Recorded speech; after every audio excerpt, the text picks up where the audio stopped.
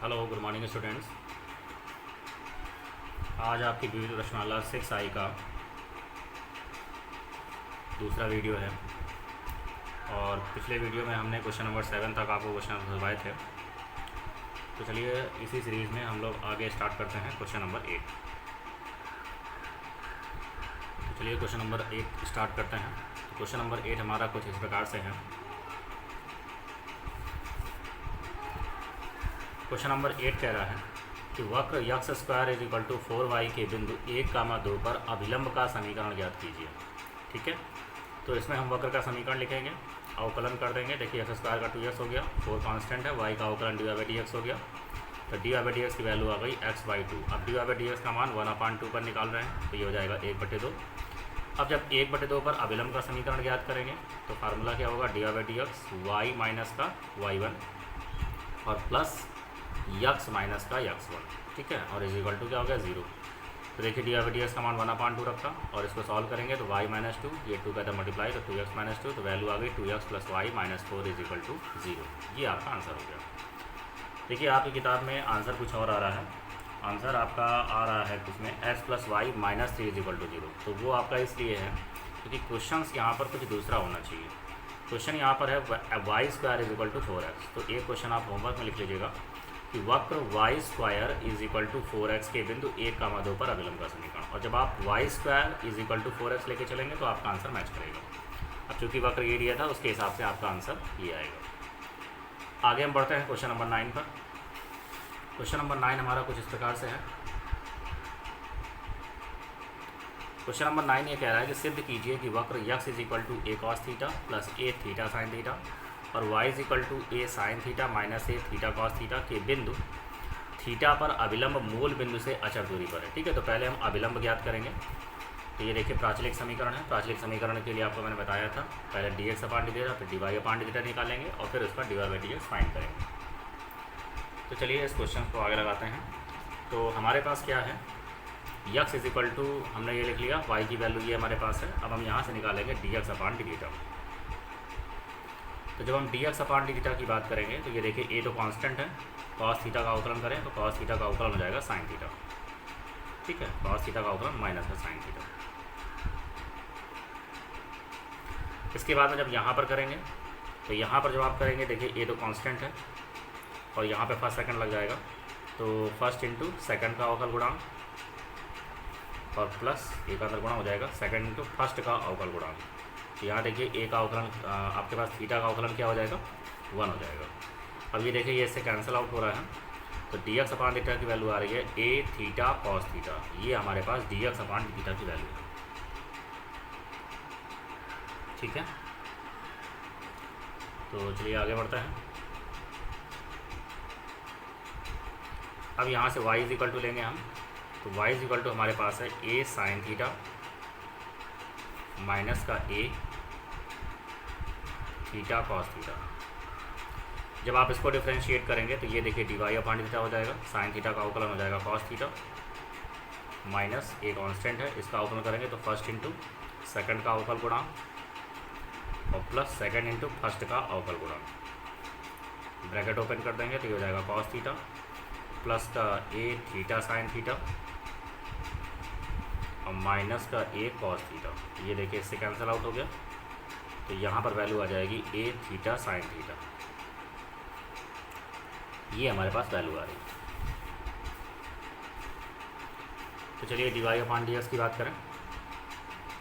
देखिए dy/dx की value क्या हो जाएगी, इसकी वैल्यू हो जाएगी dy/dθ इंटू dθ/dx।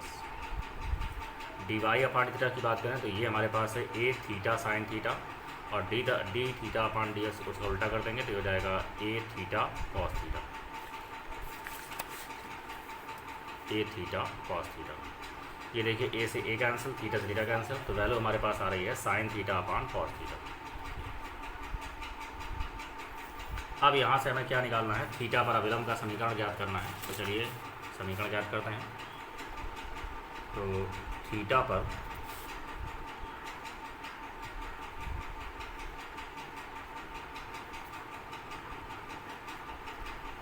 अभिलंब का समीकरण, तो फार्मूला क्या होता है अभिलंब का, dy/dx ब्रैकेट में क्या हो जाएगा y माइनस का y1। तो देखिए y1 मतलब y की वैल्यू, तो हो जाएगा माइनस का a साइन थीटा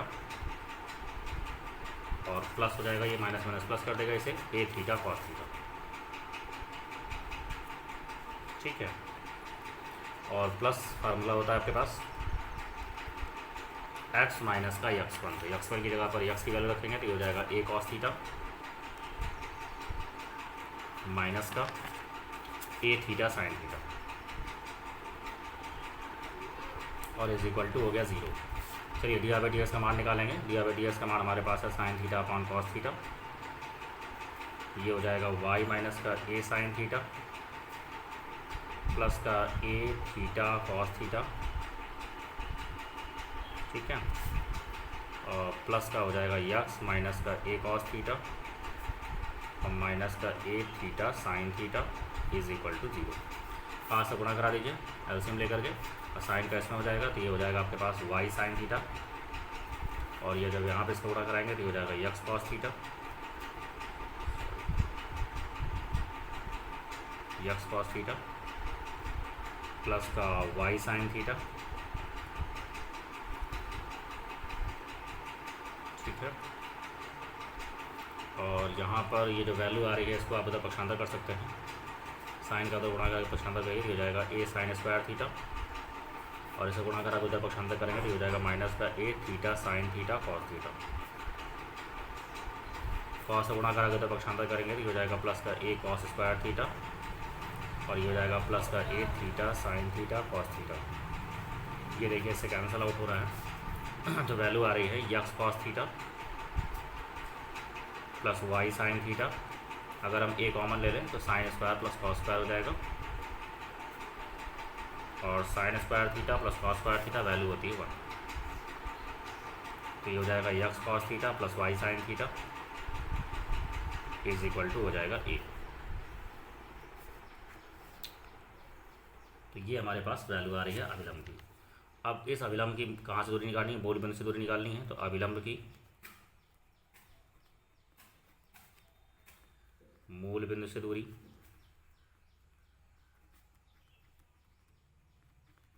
तो मूल बिंदु से दूरी का फॉर्मूला होता है c अपॉन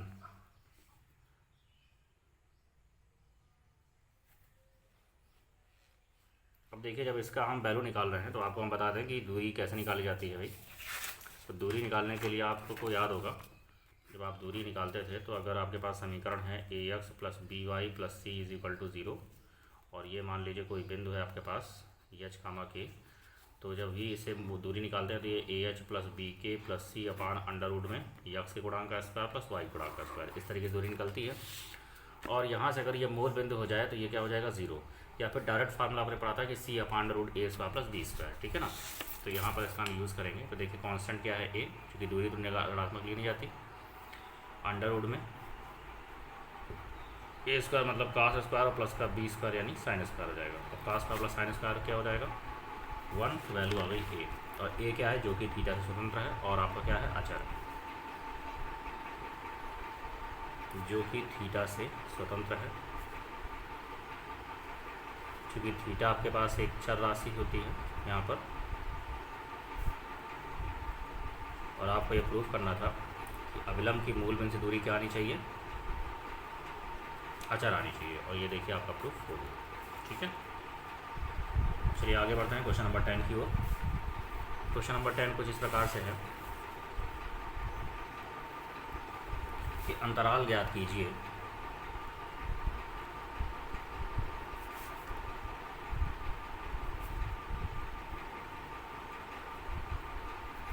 अंतराल ज्ञात कीजिए जिन पर f(x) is equal to x cube plus 1/x3, जहाँ पे यक्स क्या है दैट नॉट इक्वल टू 0, से प्रदत्त फलन नंबर फर्स्ट वर्तमान, नंबर सेकंड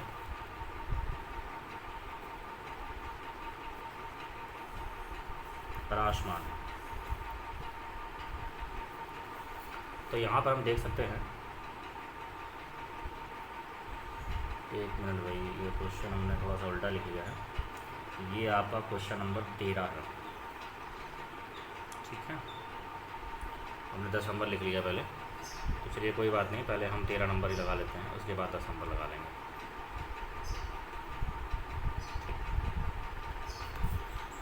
चलिए 13 नंबर ही देख लेते हैं पहले। तो क्वेश्चन नंबर ये 13 है आपके पास। तो अंतराल ज्ञात कीजिए कि F X is equal to x cube plus 1/x³ x does not equal to 0 से प्रदत्त फलन। फर्स्ट क्या है, वर्तमान, और सेकंड क्या है आपके पास, राशमान। तो ये क्वेश्चन नंबर 13 है। देखिए क्वेश्चन नंबर 13 हमारे पास, पहले क्या लिखेंगे, एफ एक्स लिखेंगे। F X is equal to हमारे पास हो गया यक्स क्यूब प्लस 1/x³। अब इसका आप अवकलन कर देंगे तो यक्स क्यूब का अवकलन हो जाएगा 3x², और इसका अवकलन करेंगे तो ये हो जाएगा nx की पावर n-1, तो -3x⁴ हो जाएगा, ठीक है। तो वैल्यू हो जाएगा 3x² और माइनस का 3/x⁴। इसको जब आप एलसीएम लेंगे x⁴, तो 3x⁻³ तो यहाँ से वैल्यू आ जाएगी 3, ये आपके पास जाएगा x⁻6 माइनस का 1 divide by x⁴।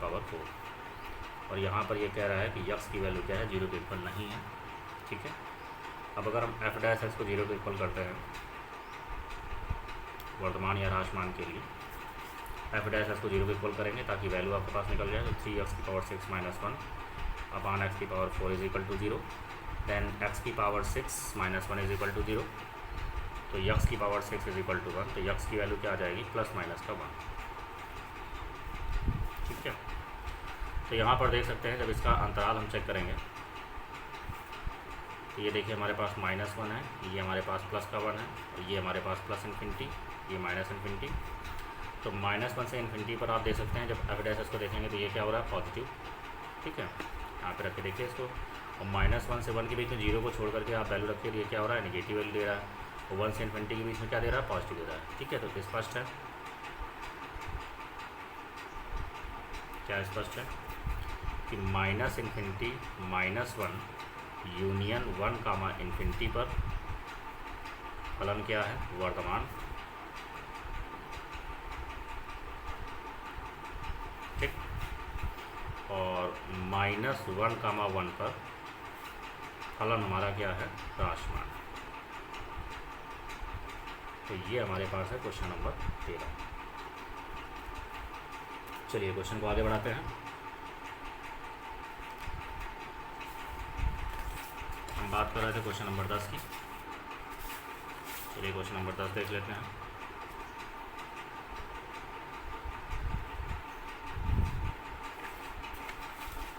Question number 10 कुछ इस प्रकार से है कि अंतराल ज्ञात कीजिए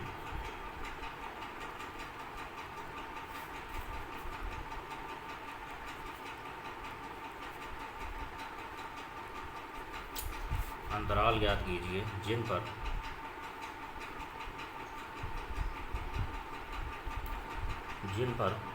f(x) is equal to 4 sin x minus का 2x और माइनस का x cos x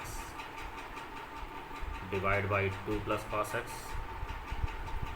ये हमारे पास अंतराल है और ये फंक्शन है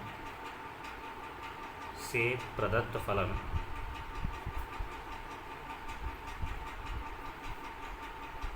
f नंबर 1 वर्तमान, नंबर 2 राशमान। मतलब आपको ये याद करना कि किस अंतराल पर वर्तमान हो रहा है और किस अंतराल पर राशमान हो रहा है, ये आपको कैलकुलेट करना है। तो चलिए यहाँ पे हम फंक्शन को देखते हैं। फंक्शन हमारे पास क्या है, f(x) इज इक्वल टू दिया गया है 4 sin x माइनस का 2x माइनस का x cos x डिवाइड में हमारे पास है 2 प्लस cos x। ये देखिए जब इसका अवकलन करेंगे तो यहाँ पर क्या दिख रहा है, आंसर आपको दिख रहा है, ठीक है। तो आंसर लगा दीजिए, तो ये हो जाएगा हर का वर्ग, ठीक। यहाँ क्या होगा, हर गुणे अंश का अवकल गुणा। तो जब इसका अवकलन करेंगे तो ये हो जाएगा 4 cos x, साइन का cos हो जाएगा, -2 यहाँ पर सेकंड लग जाएगा, तो तो फर्स्ट इंटू सेकंड का अवकल गुणांक, तो कास का अवकल माइनस साइन एक्स, और प्लस होता है तो ये माइनस की वजह से माइनस हो जाएगा अंदर, और प्लस सेकंड इंटू फर्स्ट का, तो इसका अवकलन क्या हो जाएगा 1। ऋण अंश गुणित, देखिए अंश में हमारे पास क्या है 4 साइन एक्स माइनस का 2x माइनस का x कॉस एक्स, और जब इसका अवकलन करेंगे तो कास का अवकलन हो जाएगा माइनस साइन एक्स। ठीक है, चलिए इसको सॉल्व करते हैं। तो ये हमारे पास है 2 plus cos x, 4 cos x में कास एक्स घटाएंगे तो ये हो जाएगा 3 कास एक्स माइनस का 2 प्लस का यक्स साइन एक्स, फिर हमारे पास है माइनस माइनस प्लस हो गया sine X 4 sine X minus का 2x माइनस का x cos X divide by 2 plus cos x का होल स्क्वायर। अब इसका आप मल्टीप्लाई कर दीजिए, तो पहले 2 का मल्टीप्लाई करेंगे तो ये हो जाएगा 6 कास एक्स माइनस का 4 प्लस का 2x साइन एक्स, इसके बाद में कॉस का मल्टीप्लाई करेंगे तो ये हो जाएगा 3 कास स्क्वायर एक्स और माइनस का 2 कास एक्स। ठीक है, और प्लस का x sine x cos x, इसके बाद में इसका मल्टीप्लाई करेंगे तो ये हो जाएगा 4 साइन स्क्वायर एक्स माइनस का 2x साइन एक्स, और ये हो जाएगा माइनस का x sine x cos x whole divide.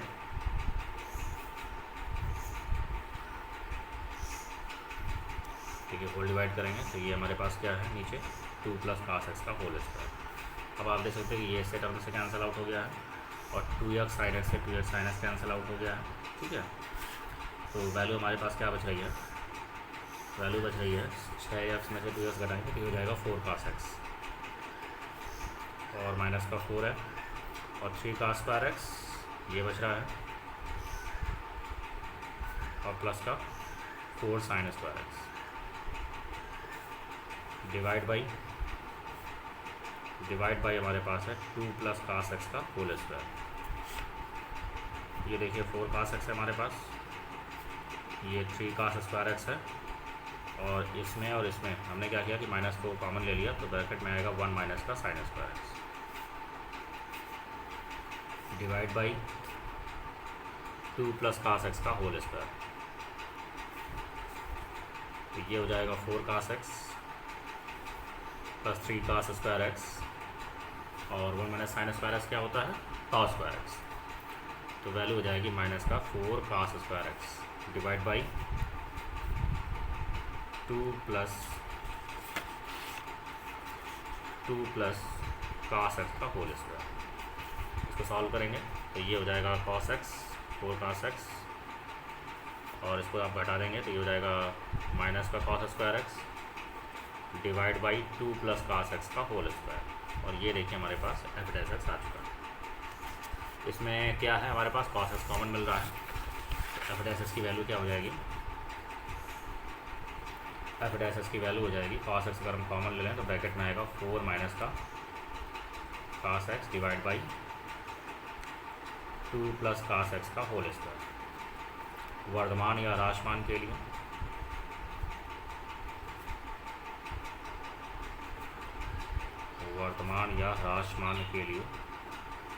जो भी हमारे पास डिफरेंशिएशन होता है इसको 0 के इक्वल करते हैं तो ये हो जाएगा कास एक्स 4 माइनस का cos x divide by 2 plus cos x का whole square is equal to 0।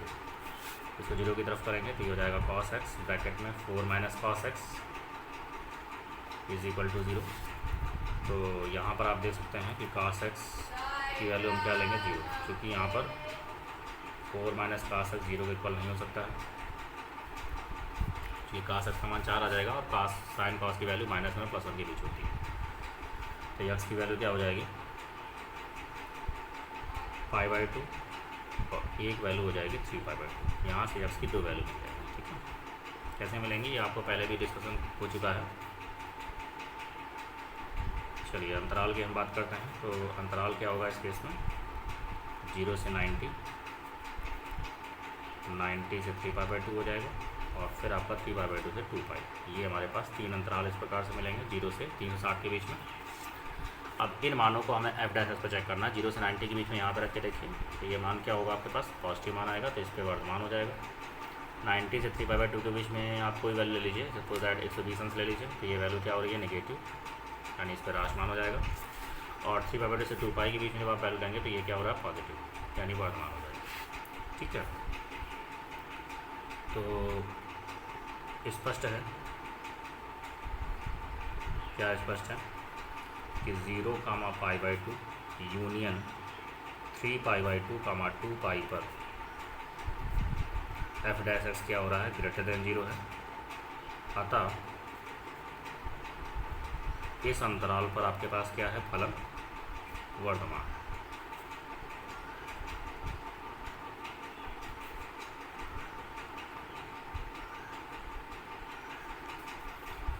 एवं दूसरा अंतराल हमारे पास है π/2, 3π/2।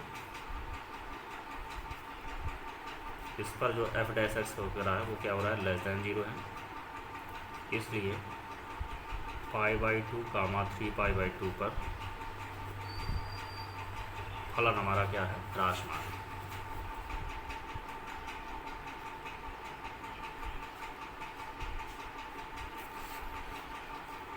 तो ये हमारा क्वेश्चन था। आई होप आपको क्वेश्चन समझ में आ रहे होंगे। ये क्वेश्चन नंबर 10 था हमारे पास।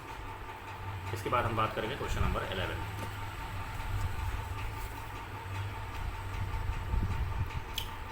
क्वेश्चन नंबर 11 कुछ इस प्रकार से है कि एक खुला आयताकार डिब्बा, एक खुला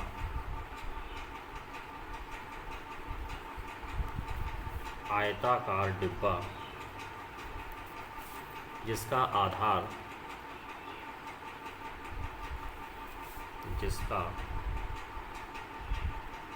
आधार वर्ग और पार्श्व फलक जो साइड्स हैं उसके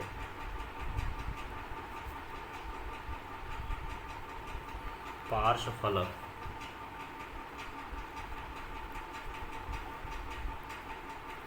ऊर्ध्वाधर हैं का आयतन 256 घन सेंटीमीटर है। यदि उसके बनाने में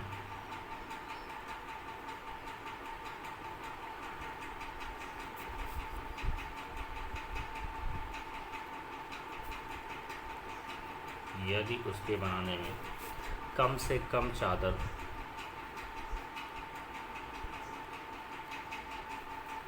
लगानी है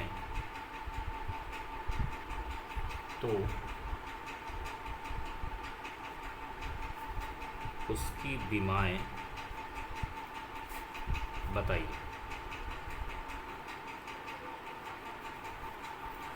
ठीक है, इसके बनाने में अगर कम से कम चादर लगानी है तो उसकी बीमाएं बतानी है।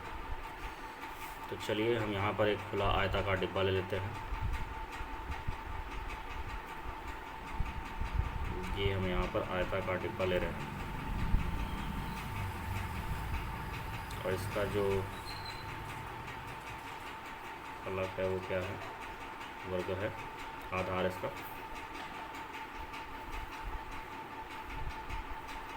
ये हमारे पास एक डिब्बा है।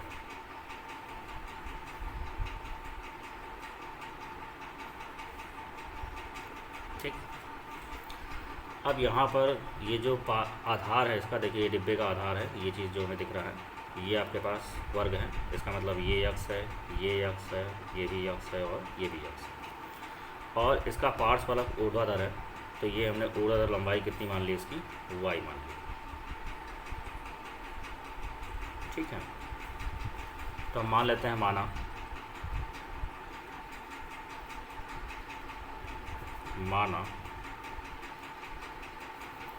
डिब्बे के आधार की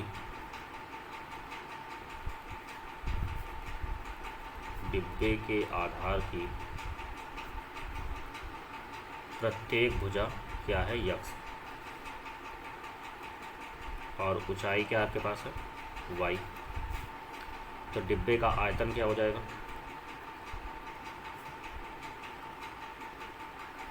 भाई सीधी सी बात है, डिब्बा कैसा दिख रहा है आपको, घनाभ दिख रहा है, और घनाभ का आयतन होता है लंबाई गुणे चौड़ाई गुणे ऊंचाई। तो ये हो जाएगा यक्स इंटू वाई। भाई लंबाई भी यक्स है, चौड़ाई भी यक्स है, और ऊंचाई आपके पास वाई। डिब्बे का आयतन दिया कितना है, 256, और ये हो जाएगा यक्स स्क्वायर वाई। तो वाई की वैल्यू यहाँ से हो जाएगी 256/यक्स स्क्वायर। कह रहा कम से कम चादर लगानी है, इसका मतलब यहाँ पे क्षेत्रफल की बात कर रहा है। जब इसका क्षेत्रफल निकालने को पता चल जाएगा कितनी चादर लगनी है। तो चलिए खुले डिब्बे का क्षेत्रफल निकालते हैं हम लोग। खुले डिब्बे का क्षेत्रफल, खुले डिब्बे का क्षेत्रफल अगर हम ए कहें तो ये हो जाएगा हमारे पास आधार का क्षेत्रफल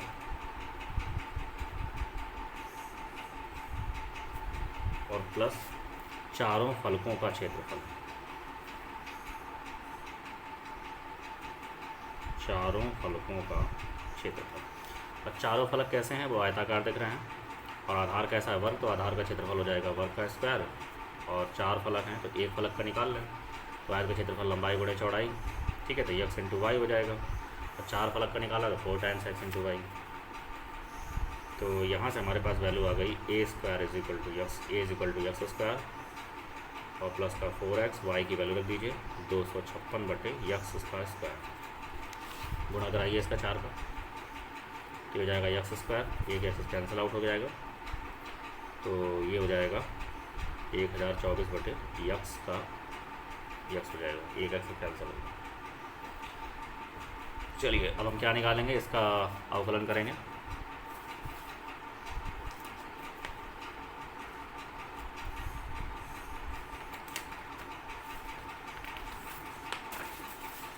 इसका अवकलन करना है dA/dx,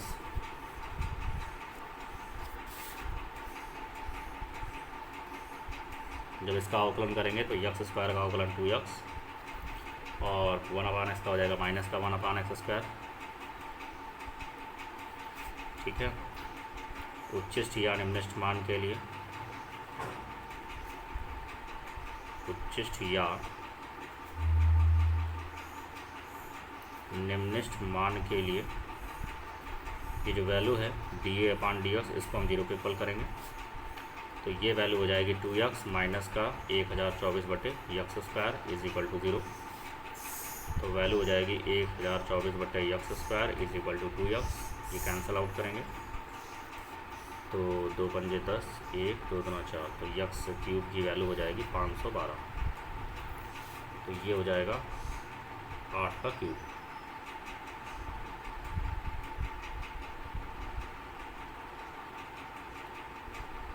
तो यानी यक्स की वैल्यू कितनी हो जाएगी 8। इस वैल्यू पर हमें चेक करना है, तो चलिए d2A/dx को निकालते हैं।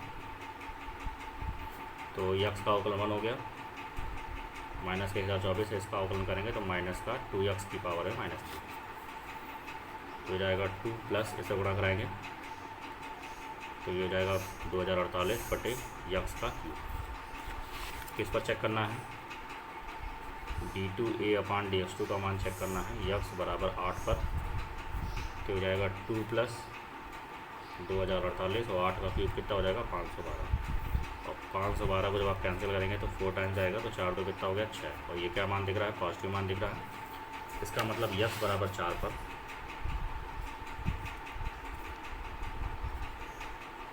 जो क्षेत्रफल है वो क्या है, न्यूनतम।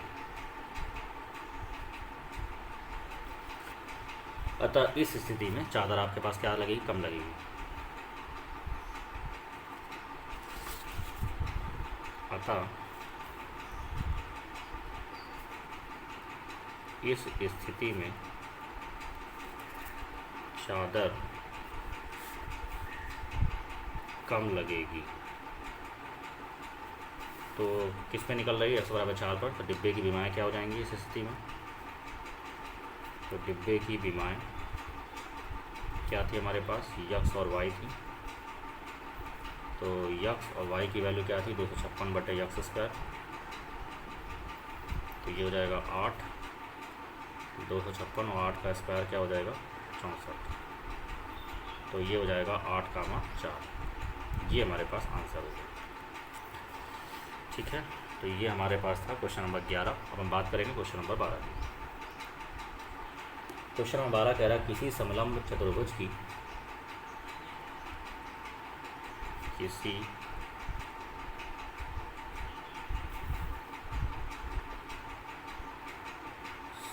चतुर्भुज की तीन भुजाएं आपस में बराबर हैं।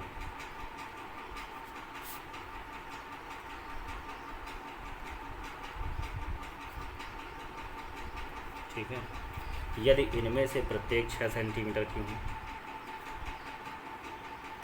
यदि इनमें से प्रत्येक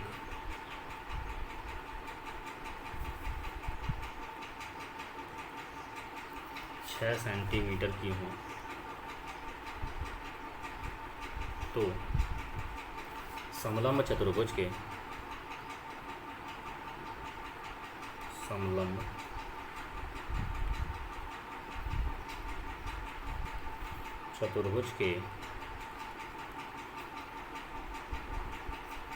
क्षेत्रफल का उच्चिष्ट मान ज्ञात करें। उच्चिष्ट मान ज्ञात कीजिए।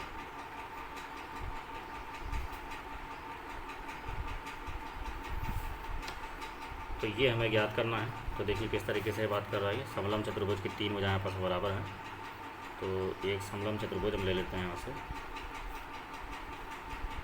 ठीक है, ये हमने मान लिया समलंब चतुर्भुज है। तो तीन भुजाएं बराबर हैं, तो ये 6 सेंटीमीटर हो गया, ये 6 हो गया और ये आपका 6 हो गया। ठीक है,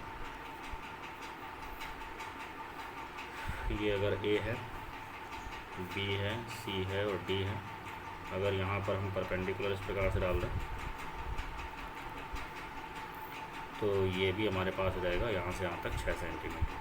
तो ये हमारे पास ई और ये हमारे पास एफ, ये हमारे पास वैल्यू है।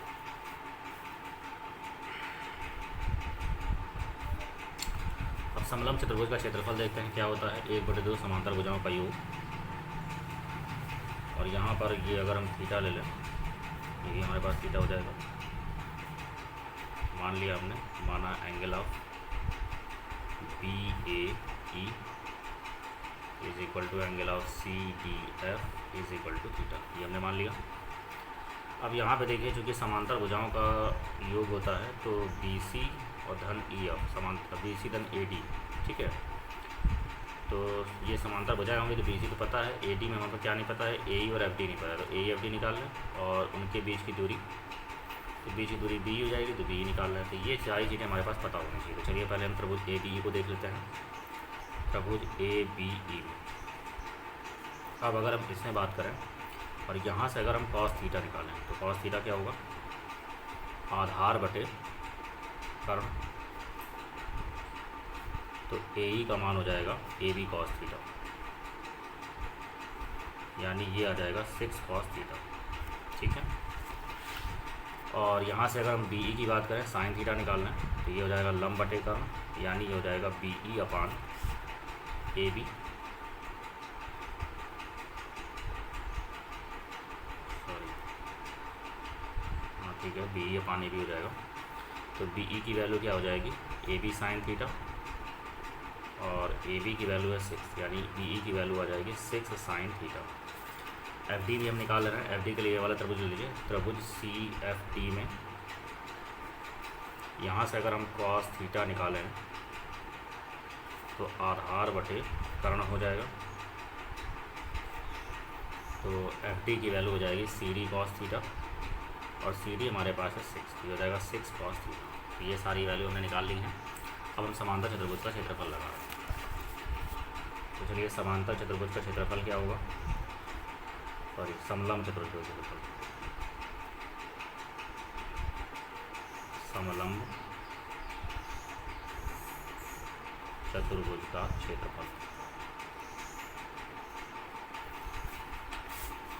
ये हमारे पास हो जाएगा 1/2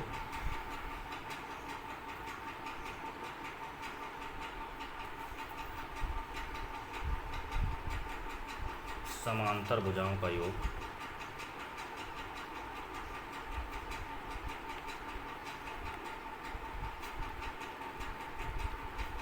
गुणे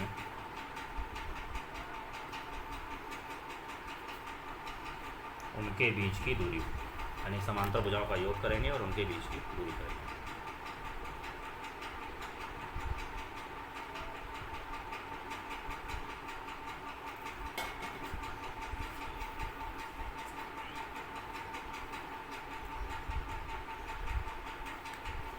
तो चलिए देखते हैं।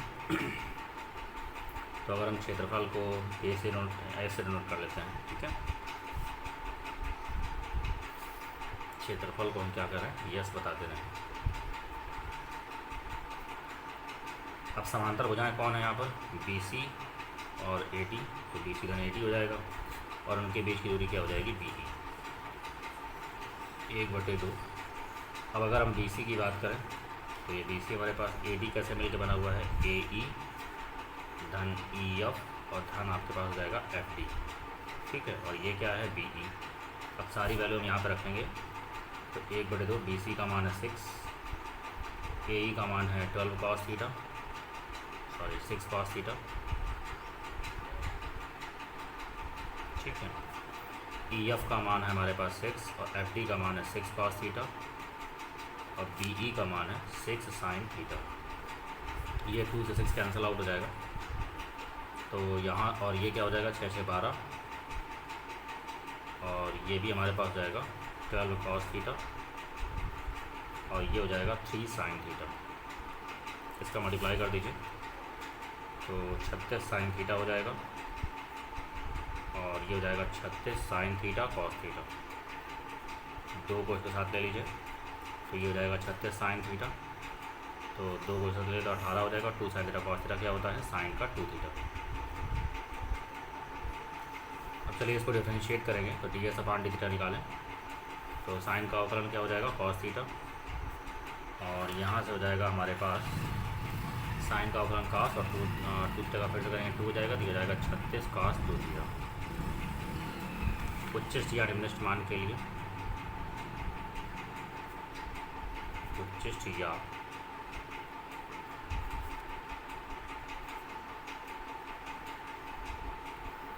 निम्निष्ट मान के लिए ये जो ds अपान डी थीटा होता है इसको हम किसके इक्वल करते हैं, 0 के इक्वल करते हैं। तो हो जाएगा 36 cos theta plus 36 cos 2 theta is equal to 0। तो 36 को आप 0 में भेज दीजिए तो ये हो जाएगा cos theta plus cos 2 theta is equal to 0। तो क्षमता करिए तो cos 2 theta is equal to minus का cos थीटा और ये हो जाएगा cos 180 माइनस थीटा। तो 2 थीटा इज इक्वल टू हो जाएगा पाई माइनस का थीटा। तो वैल्यू आएगी 3 थीटा इज इक्वल टू पाई। तो थीटा की वैल्यू हो जाएगी π/3।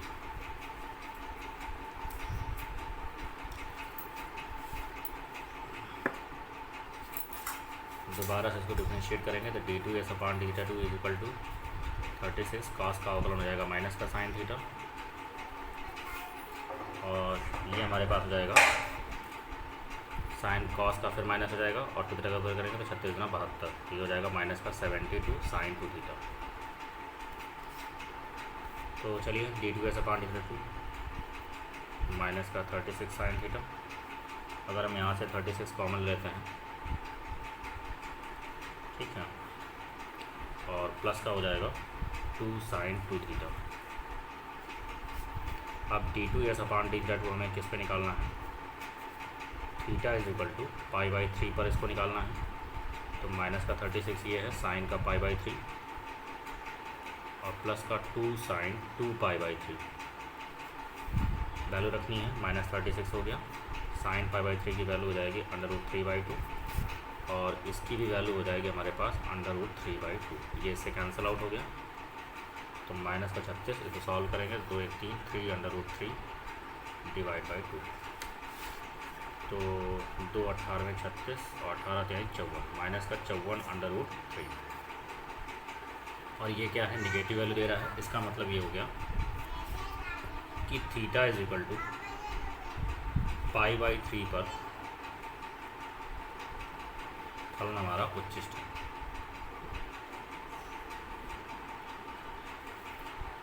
तो देखिए, अगर फलन हमारा उच्चिष्ट है तो हमें क्या ज्ञात करना था। क्वेश्चन हमें ये कह रहा था कि समलंब चतुर्भुज क्षेत्रफल का मान उच्चिष्ट मान ज्ञात कीजिए, ठीक है ना। क्षेत्रफल जो उच्चिष्ट है तो उसका मान ज्ञात करना। तो इसका मतलब क्षेत्रफल क्या हो जाएगा, क्षेत्रफल का उच्चिष्ट मान हमारे पास क्या हो जाएगा,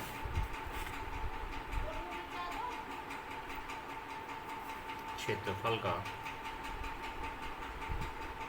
उच्चिष्ट मान ये हो जाएगा 36 साइन थीटा प्लस का 18 साइन 2 थीटा। थीटा की वैल्यू हम यहाँ पर रख देंगे, तो ये हो जाएगा 36 साइन π/3 प्लस का 18 साइन 2π/3। 36 हो गया,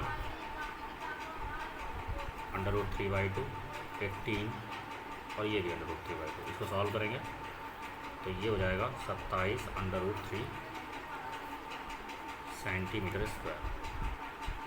ये हमारे क्षेत्रफल का उच्चिष्ट मान। आई होप आपको क्वेश्चन समझ में आ गया होगा, ठीक है। ये था क्वेश्चन नंबर 12। अब हमारे पास है क्वेश्चन नंबर 13। और क्वेश्चन नंबर 13 हम पहले जब 10 नंबर लगा रहे थे तो गलती से 13 नंबर लिख लिया था। 13 नंबर हमारा हो चुका है। अब हमें स्टार्ट करना है क्वेश्चन नंबर 14, ठीक है।